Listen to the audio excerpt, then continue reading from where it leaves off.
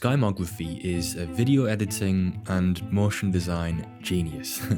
Watch any one of his videos and you'll be completely immersed. But what makes his skill shocking is his multidisciplinary endeavours bleed into 3D and even music production. So, I wanted more than anything to pick his brains and gain some creative insights.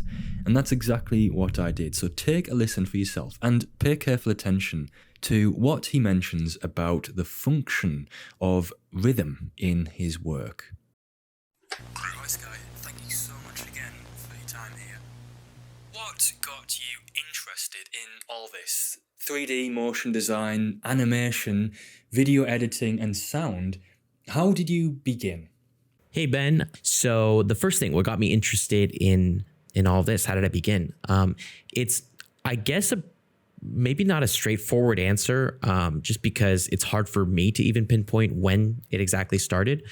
But I would say that since I've been in and around creative work since such a young age, just trying out different things like building with Legos or, beginning animating with some basic animation programs like this one called Scratch when I was like 8 or 9 years old, things like that, or like, using my Lego figurines. I made some early stop motion animation things when I was like 7 or 8 using my dad's camera.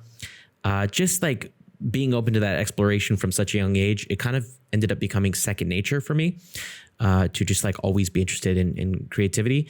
And that eventually evolved into, finding Adobe After Effects, which is the application that like really started my career and my interest in taking this more seriously.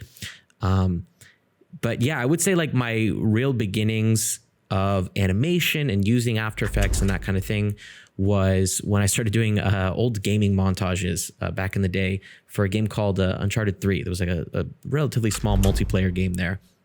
Anyway, I always just found it super interesting. The gameplay was fun and the community was really nice and they had all these different editors, and that's kind of what got me into it, because it was like, oh, you could actually play the game, but then make this really cool montage out of the gaming clips that you get. So pretty nerdy, but that's just kind of how it went. And from there, eventually I just started working on client work and stuff after, as I got a little bit older through high school. And then after high school, just building up my career from there, doing freelance. So yeah, that's kind of like the quick TLDR, how I started my career from like a little kid into actually animating and using After Effects and all that. How would you describe your art style? That's a really good question. I don't even know how I would articulate it. I would say the best way that I could answer this is that I think what I excel in, what I feel like is one of my strong suits, is rhythm. I feel like I have rhythm down. I've always been interested in that. I used to drum when I was younger as well. It's just something that I feel inclined towards. I just feel like I connect with momentum and rhythm in that sort of way. And so that kind of translates into my work, especially in motion graphics and animation and pacing and editing and things like that. So I don't know if that's a direct answer to how I would describe my style, but that's the best answer I got for that. Do you ever find yourself interested in too many things? And if so, how do you get around that? How do you decide what to work on next? The answer is yes, absolutely. I definitely find myself interested in too many things, but I don't think that that's necessarily a bad thing. I kind of think of it as just kind of like an endless list of things to eventually get to. Think of it like a TV show that has an endless amount of seasons that you like watching. It's I'm never going to get to the end, but that's a good thing. I always have something to go back to when it comes to learning. So like on my list right now, there are applications that I want to learn. Like I want to, always improve my 3D rendering ability, things like 3D modeling and texturing and painting and all that kind of thing digitally. I want to learn Houdini for 3D simulations. I want to learn music production for like beats and actually making music, which is like a total different avenue. But like the point is, this list is endless, and I love having it that way. So how do I get around that? I wouldn't say I get around that, getting around being too interested in things. I would say I just try and prioritize what makes sense for obviously like the time that I have, because, I have a career as well. Like I have work that I need to do. I can't just be spending all my time learning. But when I do have that time, I just pick the things that I'm most drawn to at that time. So whether that's learning an instrument, whether that's learning a new creative application, whether that's just practicing animation or anything like that. I just go with what I'm most interested in. And then eventually when I feel like I've practiced enough in my own personal time, I start trying to loop it into my work in little ways until I can do it more and more and more.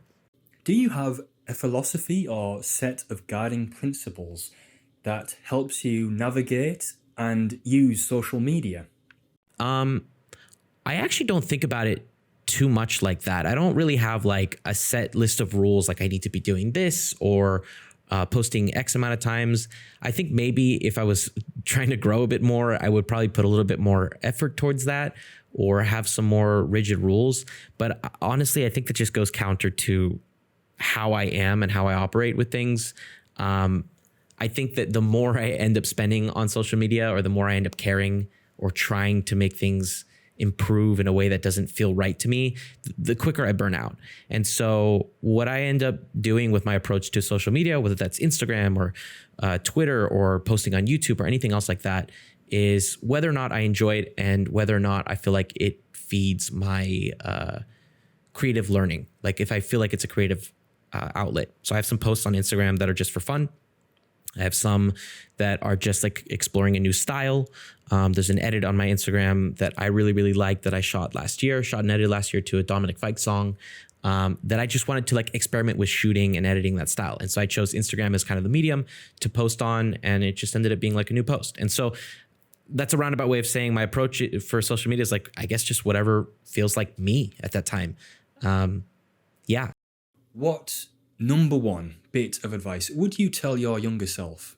Best advice for my younger self. This one's an easy one. Just keep creating. Just keep creating. Just keep making things. And in all honesty, I'm not even sure I would need to tell myself that when I was younger, but I would tell myself that anyway. Just, the more you make, the better. That's the best way to practice. Is there anything you're working on at the moment we could preview or see behind the scenes? At the current moment, it's about sound design, my philosophy on sound design, and actually sound designing a sequence. Currently working on that. And then the video after that, I guess I'll give you a little leak on what it's about. It's the working title is How to Find Your Creative Superpowers. So somewhat related to some of these questions, actually. But yeah, that's all I'll give for now for the upcoming projects. And most importantly, how and where can people support you? The best one would be subscribing to my YouTube channel, Skymography, following on Instagram and Twitter, same at there, Skymography. And that's pretty much it. Just watching the content, commenting, supporting, things like that. Just helping the channel grow as I continue in my creative journey. And I'd say that's probably the best way. That's the way that I appreciate the most. I love reading and interacting with comments from people who connect with the stuff that I'm making. I think that's a big part of it. So yeah, that would definitely be the best way for people to support. So I want to give a huge thank you to Sky. Please go and check out his work. But before you do, just let me share my number one takeaway from this conversation. What Sky mentioned about rhythm really resonated with me. I think I've noticed this in my own work, but never managed to put those exact words to it. So that's really helpful to me. But what insight did you take away? You can let me know in the comments.